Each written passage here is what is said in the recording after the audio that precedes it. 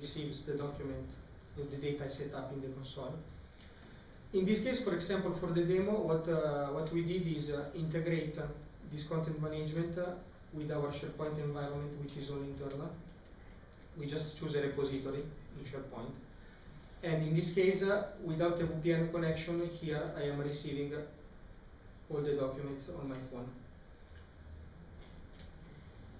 Of course, when I configure a content repository, which is in this case is SharePoint, of course I can upload single documents if I want, or I can configure a file share synchronization if I want. In this case, I have many options to decide how and to who push these kind of documents.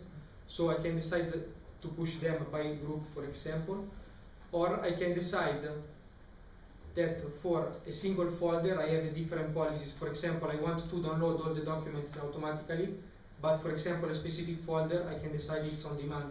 So the user decides if he wants to download or not the content. Actually, it's important to note that in this case I want also to refine, for example, some security, because I have the documents on my device, so potentially I can have a security loss. In this case, I can decide what kind of security controls are enabled in the applications. For example, I can allow offline viewing or not, or for example, I can decide to disable the opportunity for the user to open this document in the email or open it in third-party application, because for example we have many apps like Documents to Go or other apps in which you can send the documents and view it there. So I can prevent this.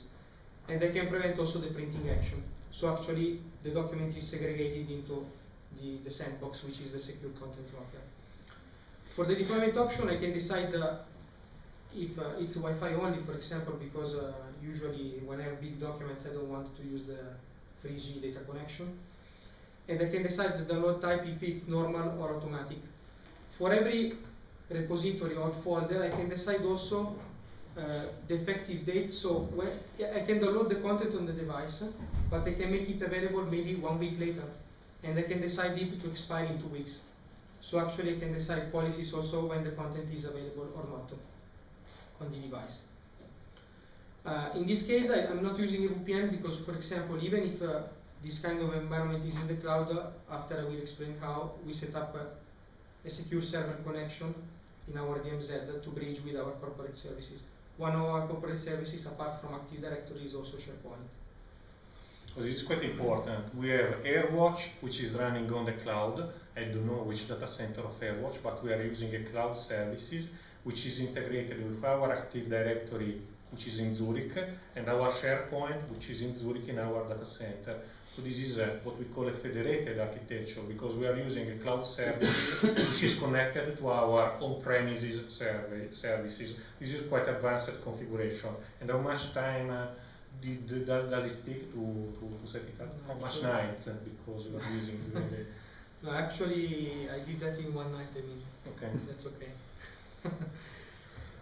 For every document, I forgot that actually you can see on which device it has been effectively downloaded, assigned and downloaded, and when the document was last accessed. You can decide also to auto-sync the content here to the repository. So actually when you update a document, for example in SharePoint, it will update also the content here. One thing to notice is that actually when I'm connecting to this content, I'm using my Active Directory account.